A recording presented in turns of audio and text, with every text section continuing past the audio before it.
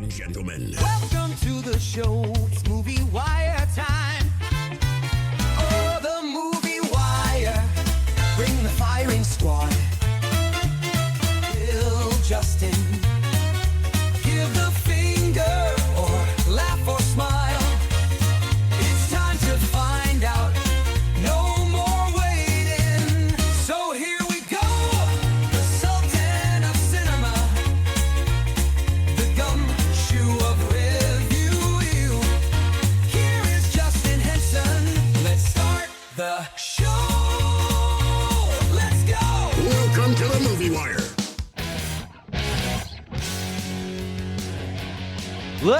Welcome to this week's edition of the Movie Wire. I'm your host, Justin Henson, and welcome to the show. We've got a big show this week. We have 3 brand new reviews with 3 brand new movies now playing in theaters. This week on the show, when the odds are unbelievable, show the world you're unbreakable in The Unbreakable Boy. He's dying to save mankind in Mickey 17.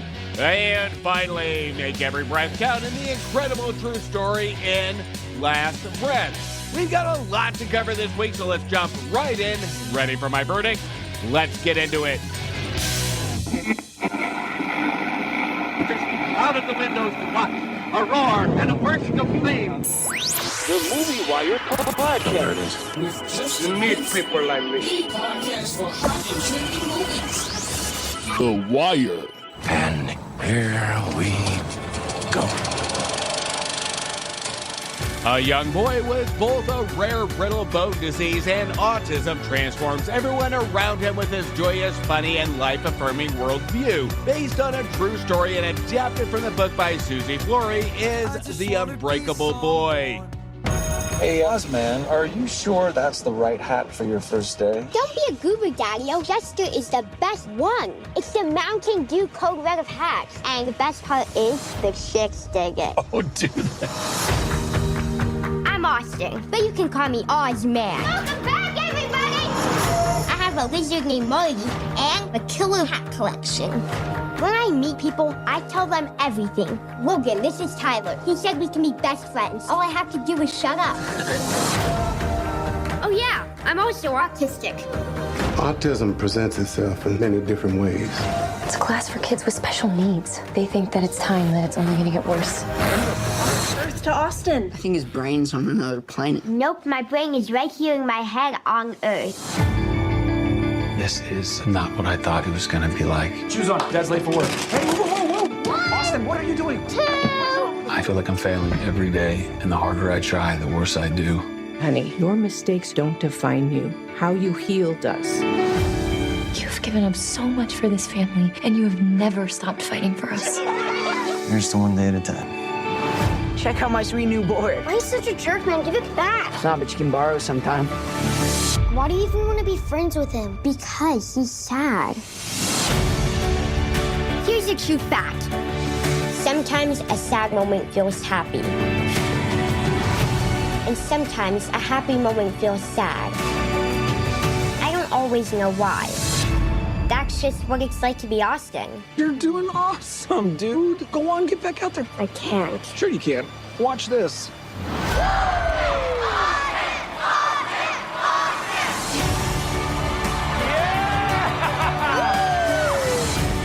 Hey, Ozman, do you want to fly?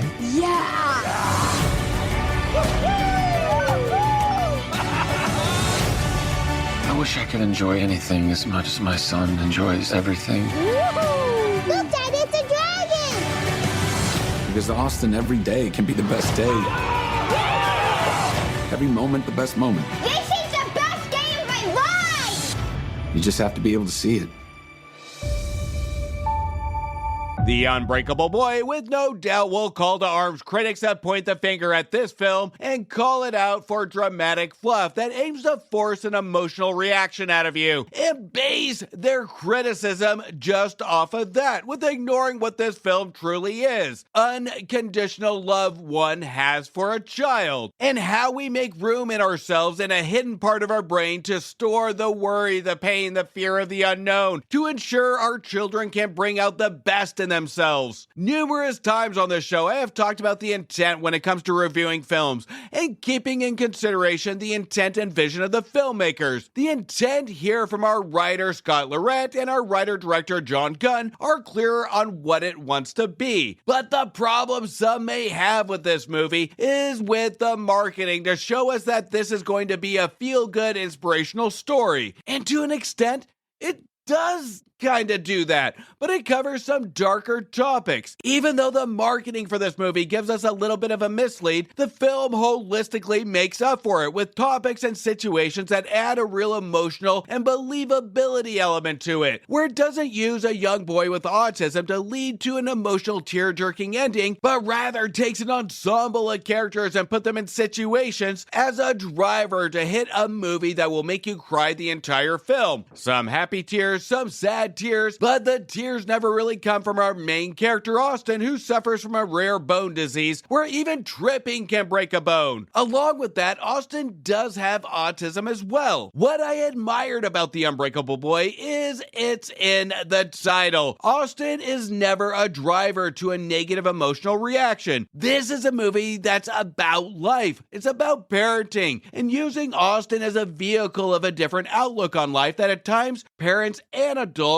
take for granted of this gift from any child. Our kids, even though at times we never feel we're good enough, keep us up, make us so worried our hairs turn gray, and at times they can make us feel like we can never do anything right if they make a mistake. But they also make us feel proud, stronger, happier, and ground us to make us better humans. Our director from last year's Ordinary Angels, John Gunn, I gave credit to when I reviewed that film last year when it comes to how our adult characters were handled without using kids as a vehicle to drive emotion, but rather used the adult. He is a director and a writer that truly understands to tell an inspirational true story using a child's vulnerabilities and disabilities is cheap, but using an adult's vulnerability to drive the intent and messaging is something even the most cliche situation we can ignore. Our parents, Scott and Teresa, played by Zachary Levi and Megan Faye, meet, date, and usually in a movie like this, we would have the fall in love part. But that's not this movie. While dating, Teresa gets pregnant with Austin, and these two decide to date and co-parent. Even though we don't get the cliche of the I love you part or the marriage part, it isn't at top of mind with these two. Even though not traditional in a movie like this, our Austin happily narrates a relationship between these two in innocent eyes, along with his numerous bone breaks and accidents that he keeps track of during the film. Now, this isn't going to be a movie for everybody, and this movie isn't intended for everybody,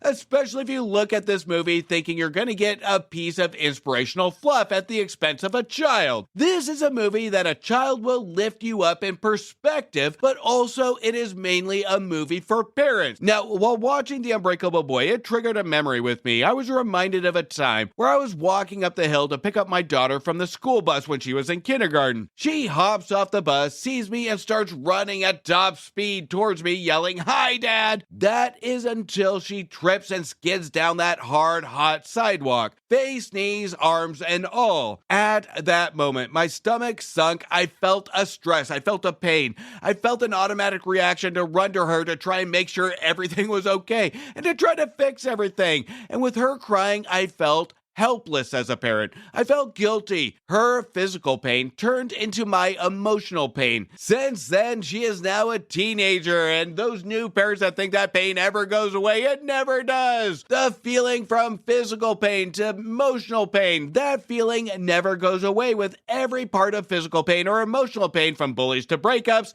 Parents understand that when we have kids, there is an unsigned emotional contract that for the rest of our lives, their pain is our pain. We share that bond with our children. And The Unbreakable Boy brings that to light, that sometimes that emotional pain is something that's hard for some to express.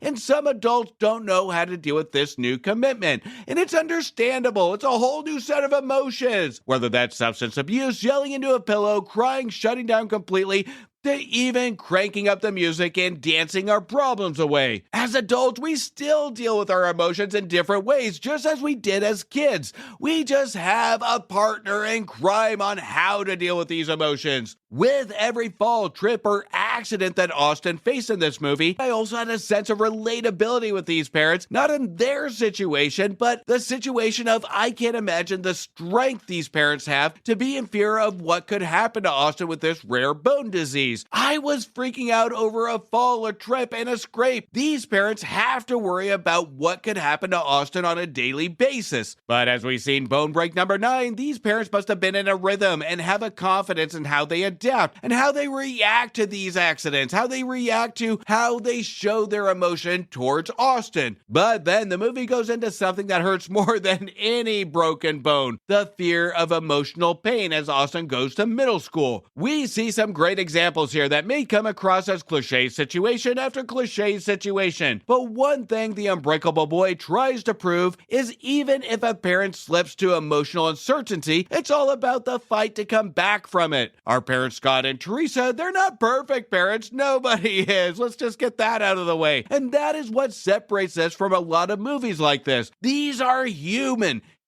characters that don't try to be perfect, from hiding financial information from each other to alcoholism, all in the while they're still trying to figure each other out while parenting Austin and their second-born Logan, played by Gavin Warren, who is 2 years younger than Austin. The movie portrays more vulnerabilities, more challenges from our adults than our kids. Now, The Unbreakable Boy is full of an army of cliche situations and at times feels it's back to back to back. It feels the need to really drive home what it wants to tell the audience. Even though a flaw in normal filmmaking, it's hard to fault this movie for that because of its intent. Watching this movie is like when we have a day of kids bouncing off the wall, nothing's going right, and we just say to ourselves, what next? I found myself saying that amongst all the chaos of this story. The Unbreakable Boy covers non-married parents, an emotionally distant relationship, alcoholism, financial crisis, adapting to life's challenges, to bullying. And with every situation listed, the movie has a positive resolve. And this might cause one to roll their eyes, but out of the cliche situations, it's not putting Austin's disability at the forefront. It's putting the adult's vulnerability at the forefront. For every situation, even though they come in numbers, there was never truly an eye-roll moment for me because I was invested in the honesty of the characters. I was invested in what our characters said during the time of crisis and chaos, including some good performances from Megan Faye and of course our Austin, played by Jacob Laval. Zachary Levi does a decent job here, but still shows his flaws on range when it comes to adding an emotional element, and his role is one that demands it. Even though an improvement from Levy's previous roles, there is still not enough here in his performance to make it believable. Everything that happens around him makes it believable, but there needed to be something to really extend his range in this. That doesn't take away, it doesn't add, it just kind of coasts him. It doesn't really give anything recognizable to the way he portrays. If anything, it'll set him back a little bit, because I needed a little bit more. And with a focal point being around the father figure here, especially when it comes to very serious situations and redemption, I needed more from this character. Now, be warned, this isn't the exact movie you see in the trailers, but it's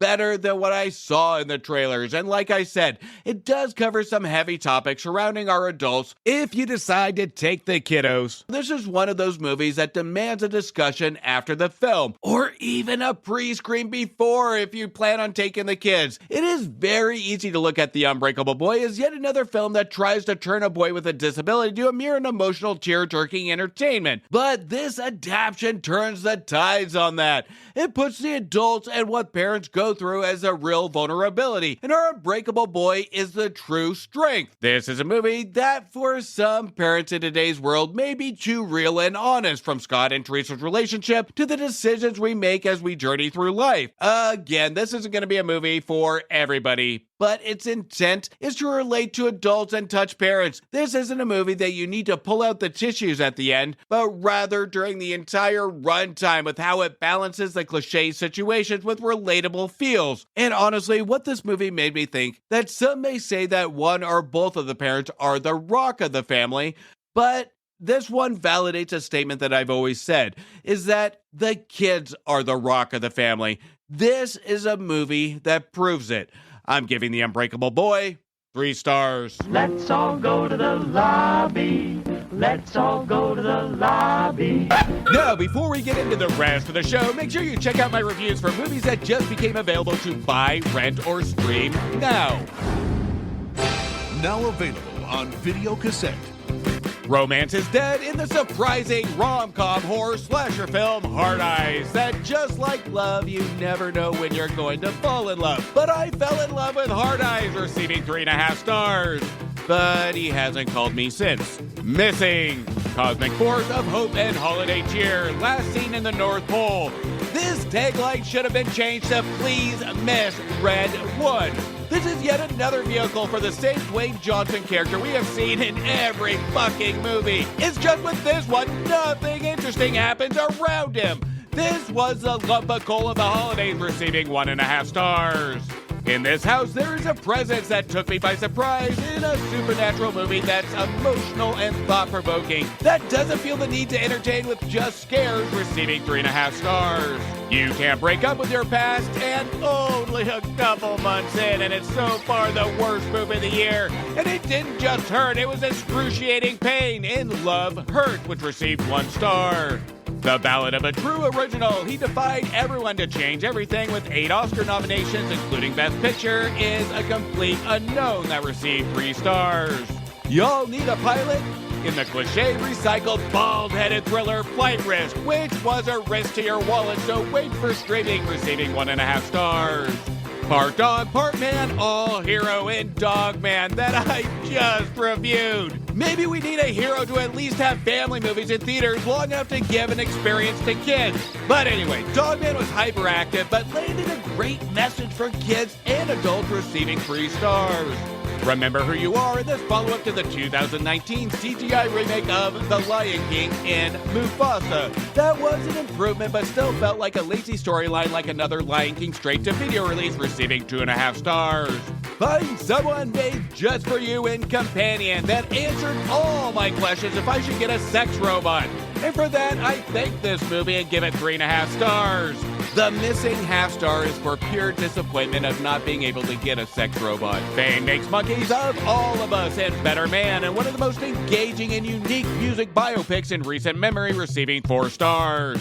And finally, When the Moon is Full, a legend comes to life in Wolfman, and a completely neutered remake, receiving 2 stars. Make sure you check out those reviews on previous episodes, and while you do, don't forget to hit follow or subscribe, and please don't forget to leave me a review on Apple Podcast or Spotify. Now, before I get into the last set of reviews, there is a podcast that not only is part of my weekly listening routine, but I have also joined them in some fantastic movie discussions. And I'm talking about Josh and Alex over the Talking Smac Podcast. Make sure you check out their show. The link to that show will be in the description of this episode. But let's hear from Josh and Alex now.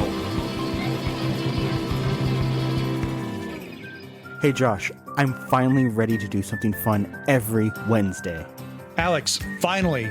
We're going to talk superheroes, movies, animation, comics, and much, much more, right? Yes, but we're also going to talk Star Trek. Make it so, my friend. Catch Talking Smac every Wednesday on your podcatcher of choice. We'll see you there, Smackheads.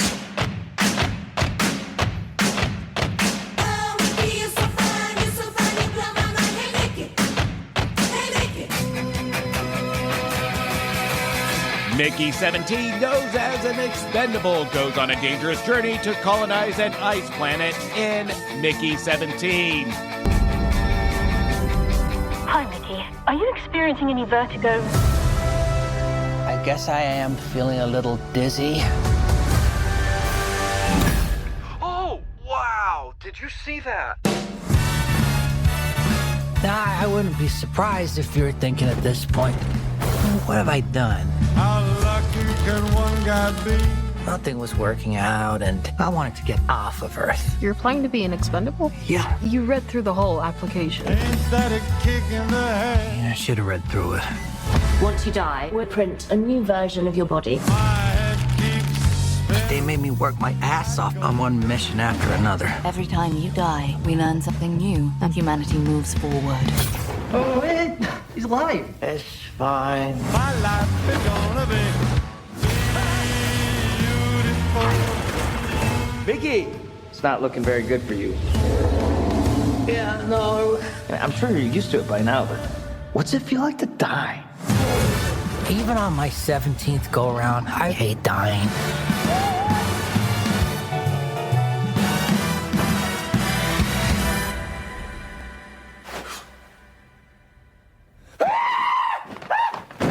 Why aren't you dead? Multiples. In the case of multiples, It's just like, we exterminate every individual. tell me quick. Let's blow up these secondhand baloney boys. Why don't you guys do rock, paper, scissors, and then we'll just shoot the loser? Tell me quick. Oh, ain't another kick. Tell me quick. Ain't another kick in the head.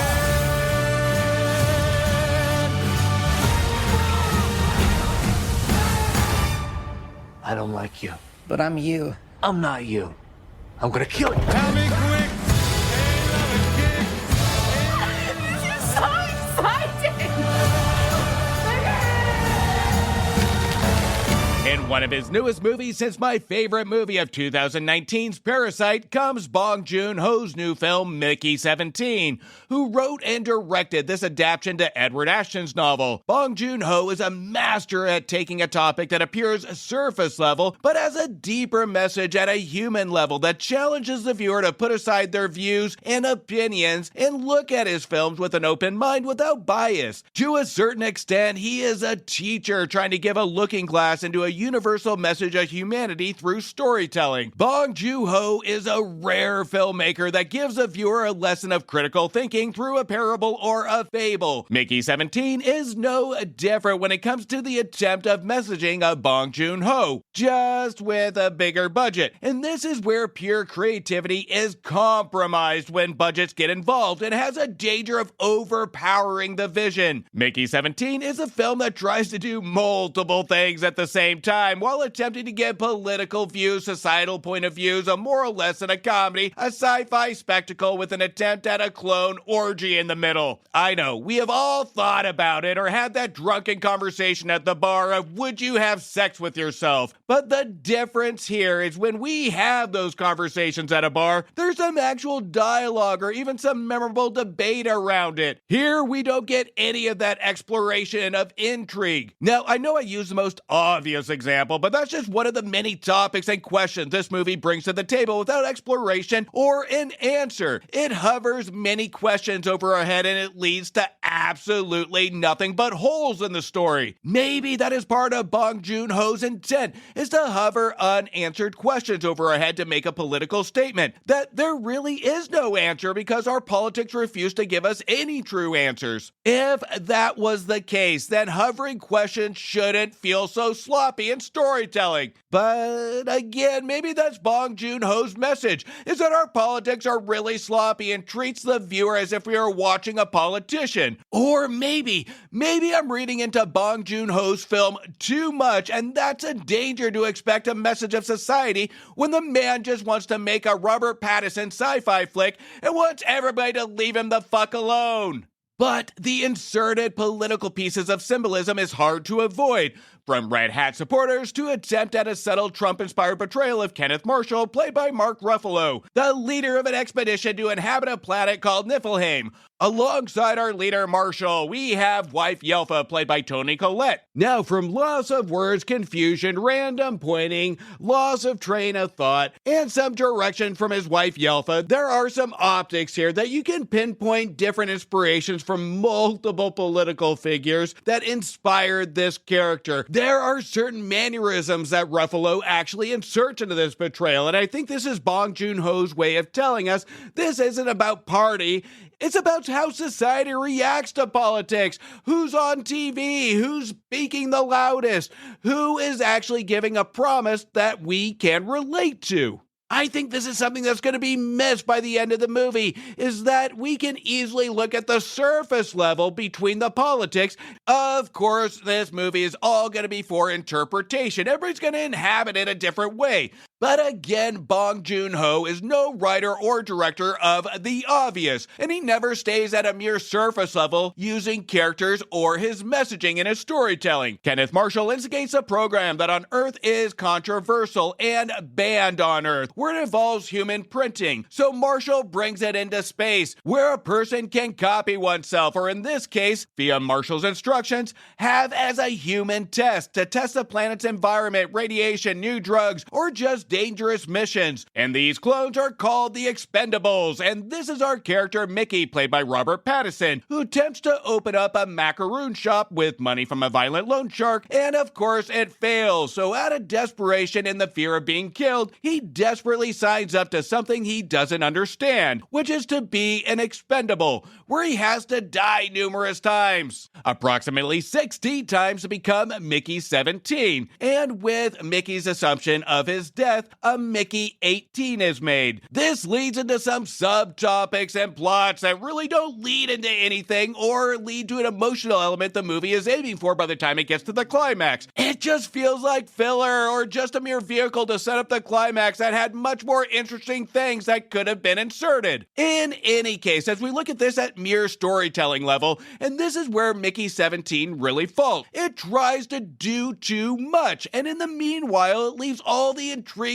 possible moments at the door. At almost a 2.5-hour runtime, Ho takes complete advantage of the time, but in reality should have been about 30 minutes less. As I was getting into about the halfway mark, after one of the cast members attempts to land a joke, between the tone, the jokes, and the deaths, I began to wonder what this movie wanted to be. Now, to land a political societal message along with action, comedy, gore, it's not impossible to balance all of this. We saw that from 1997's Starship Troopers. But I think the missing ingredient here is the dark tone that Mickey 17 sets. It's like having a comedian tell a joke from an iron lung. I mean, it's not impossible to have a darker tone work with landing jokes, but the jokes have to have a point. It has to have good timing. And, of course, well, it has to be funny. And Mickey 17 does have its moments, but most of the time it throws off the scene. Now, Robert Pattinson does a good job here. His portrayal of Mickey is a level-up impression from Michael Keaton's clone, Lenny, from 1996 Multiplicity. As we get to our Mickey 18, this is where we miss some of the most intriguing part, which is the personality change we get from 17 to 18. And I do remember early on in the film a line delivered to describe the different Mickey traits after each and every clone, but it left me wondering, what were some of the examples of the other Mickeys? I would have loved to see a little bit more exploration in this, other than side plots of drugs, love triangles, threesomes, etc., etc. At an entertainment level, this is something I know I would have enjoyed, or even at the messaging level, where it would give us some curiosity in the messaging. If we get different Mickey personalities, do we get a different outlook on life? Does his opinions change? These are questions that would have even helped support Ho's intended messaging. The problem isn't in the first or last acts of the film, but rather the long-winded, bloated middle that goes on way too long, with nothing to show for it by the time we hit the climax. That I can tell the middle one to set up for a big climax between our two Mickeys, but ends up solidifying what the chemistry between these two Mickeys are, which is lame and limp. In fact, the climax proves that there is something more interesting that could have been focused on, that I wanted more of. But the climax is so rushed and made the last 2 hours feel like it wasted its time to get us to this exact moment. It reminded me of when I was a kid, where your parents say you have to clean your room before you can go outside or play games, and you spend more time arguing and complaining about cleaning your room instead of just getting it done so you could go out and have some fun. But then you get it done, you go outside, and then you realize it's almost dinner time and you got to spend less time having fun than what you could have had. That's Mickey 17 and its climax. It continuously feels like it's arguing with itself on what it wants to be, and by the time we get to the climax is fun, but I wanted more of it. I wanted more of the detail of it. I wanted about a half hour to 40 minutes of this climax, but it's rushed because we were almost at the 2.5-hour mark. By the end of Mickey 17, I can't say it didn't have some good ideas. It's hard to say it wasn't fun at time, and in moments, there are some elements here that do work. But it's so bogged down in the middle that it feels like an idea vomit on screen. But there is enough here to ensure you get your money's worth in entertainment. But again, this is an example of big budgets bogging down big ideas, and I can even feel Bong Joon-ho struggle with bringing his ideas of substance to the surface over spectacle. I'm giving Mickey 17 2.5 stars.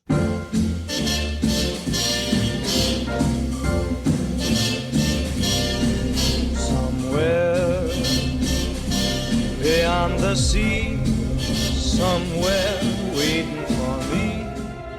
A true story that follows seasoned deep-sea divers as they battle the raging elements to rescue their crewmate trapped hundreds of feet below the ocean's surface in Last Breath. Okay, in you go. Stay safe, brother. Diver, in the water at 300 feet. Bell, do you copy? Comms check. Comms check.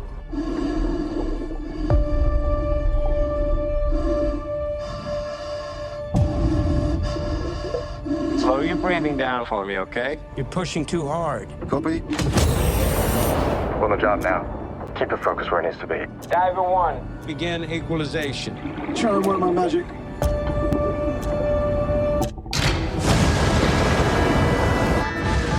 The thrusters have gone offline. How many? All of them.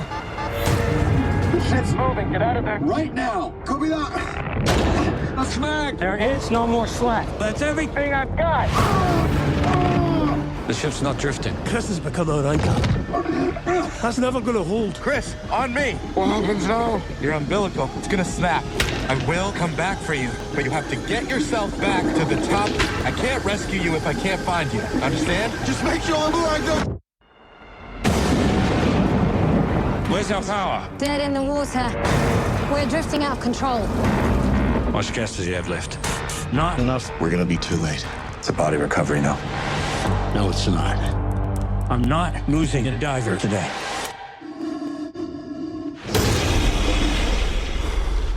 Duncan! Dave! I can't see you!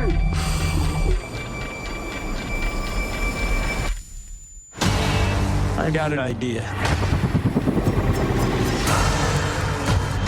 I have to take control of the ship manually. If we make a mistake, we put the entire ship at risk. Come on! This isn't working. You can do this, buddy. I'm with you. Incoming swell. Brace for impact. Now! Now!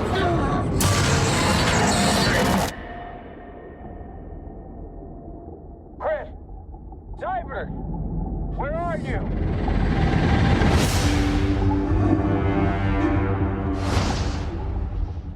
Last Breath is a remarkable true story that the mere outcome is more interesting than any movie can successfully prove. But Last Breath doesn't even scratch the surface on what this movie could have been. And at the 90-minute runtime, Last Breath suffers from a lack of oxygen from the build of characters that could have easily been an extra 30 minutes and not lose a forte of the main event, but rather had us care more for our main character Chris Lemons, here portrayed by Finn Cole, versus just banking on the situation he is in. That goes the same about the emotional stress and trauma that our crew had to go through. Last Breath follows again Chris, who is a new deep-sea diver to a veteran deep-sea diving team. Now, this deep-sea diving job is defined as the most dangerous jobs in the world. As Chris leaves his new fiancée Morag, played by Bobby Rainsbury, he joins a veteran crew including Duncan, played by Woody Harrelson, and our cold, get-the-job-done diver, played by Simu Liu. Each have a motivation for what they do that's mentioned but never truly explored. Each one have an internal conflict that again is never explored. And that is the main problem with the storytelling here by our writers Mitchell LaFortune, David Brooks, and our writer-director Alex Parkinson. At bare minimum, Last Breath should be a film about isolation, survival, and the emotional resilience required to endure life or death situations. The vastness of the sea and the depth of the ocean should symbolize the scale of the challenge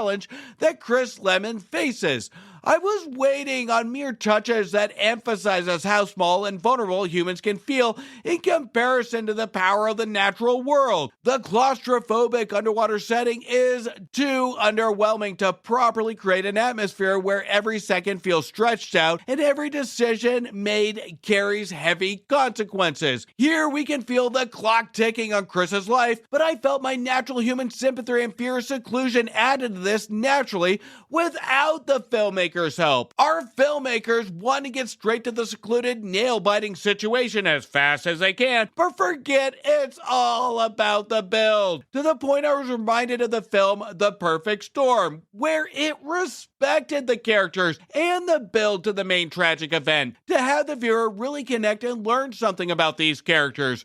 There was a moment around, the 45-minute mark where we have Chris that is running out of oxygen and has 7 minutes left of air. My first main thought is how they were going to stretch 7 minutes into the next 45 minutes. Not knowing anything about the history of this story, I had a question mark on how and what they were going to do with the rest of the 45 minutes. They do tackle it with some sort of explanation that is properly paced with entertainment value, but it lacks an emotional attachment for a character's stake, and it treats it merely as situational. It was almost like I was watching this unfold on the nightly news. When it comes to storytelling, there is nothing that really adds interest to these characters with the exception of an ensemble of absolutely brilliant performances from Woody Harrelson, Lou, and Cole that all do an amazing job given the material and make the viewer care about their respected characters. This is one of those movies that performances are fantastic enough to keep the viewer engaged, especially with the on-screen presence of Harrelson and Lou. Now, I want to cover Lou really quick. Lou, I am so glad he is picking scripts that doesn't typecast him or just use him in fluff roles. But that even makes it even more frustrating that we could have seen something better given the right material and what this movie really could have been, and what these great performances could have really done with some better material and depth to the characters. Now, this is something that I've rarely stated on this show, is that the first act is really the problem here, where we could have spent time getting a true backstory of these characters, especially one of the more interesting characters, Duncan. That by the end of the film, it feels like we're missing a lot of the story from our Woody Harrelson character. It felt like the movie left something on the cutting room floor where the ending doesn't feel satisfying. And even with the telling of a true story, it is hard to believe we get such a subtle ending as we did for such a traumatic event. Duncan here is a guy that has been deep sea diving for over 30 years, and we can tell that this is the only thing in his life that really gives him passion or excitement, where he treats it as a lifestyle choice, even bringing in his own pillow on board. There is something more here that really entices the audience to want more from these characters. Now, the film does have some interesting elements that teach the viewer what the process is for deep sea diving, which is a very tedious process and I found engaging and interesting, but again, is treated as a missed opportunity when it comes to storytelling to really have our character converse to a deeper look into these characters and conversation. All we really get is small talk that adds nothing to the depth of these characters. Now, as we rush these characters to the main event, the suspense is merely situational. We are expecting it. We know what's to come. It's what the director really does with the material to give it the suspense. And naturally, viewers are going to feel the tension in just the mere idea of seclusion, just the mere of suffocation, just the mere of death, of being secluded in the darkness of the ocean. Alex Parkinson's direction never really takes advantage of the environment to really build a strategy of showing Chris's stakes. The most suspenseful moments in this film are actually above the surface on the ship, where again is built by an ensemble of great performances, which almost made me wonder what really is keeping my engagement, the tension or the situation or just some overall good performances. It could be a mixed bag of all of it, but the one thing that wasn't interesting was how the story was told. But in the end, this was based on a true story film that intended to merely entertain rather than to tell a story of a miracle and a ship of heroes. And to me, this is where it's fine to have both, but when telling a story based on true events, just like the decision our crew had to make, which is put people over product, we're missing that element here. I would be lying if I said Last Breath isn't entertaining, because it's a 90-minute race to the finish line with the intent to get your blood flowing in mere situation that would make most have their eyes glued to the screen. But that doesn't make it a good movie. It depends on what your taste and expectations are going in. But I will say this. Last Breath on the mere surface will entertain in the moment, but without something memorable with the characters to stay with you, this is one of those movies that will be forgotten down the road. Like many movies that have a lot of good elements that make us wanting more at the end of it. Last Breath made me wanting more because the good stuff was left out. I'm giving Last Breath 2 stars.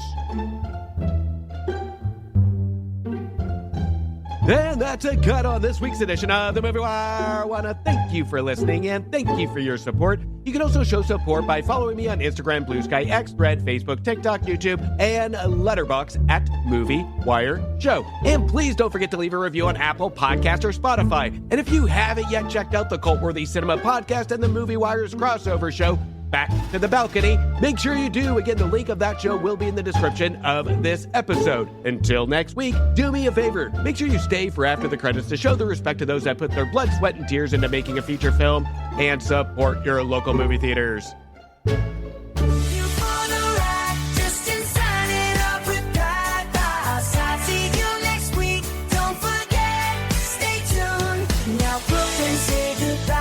Thank you for bringing me to the movies. Let the credits roll. We say farewell. Join us next time. We'll have more tales to tell.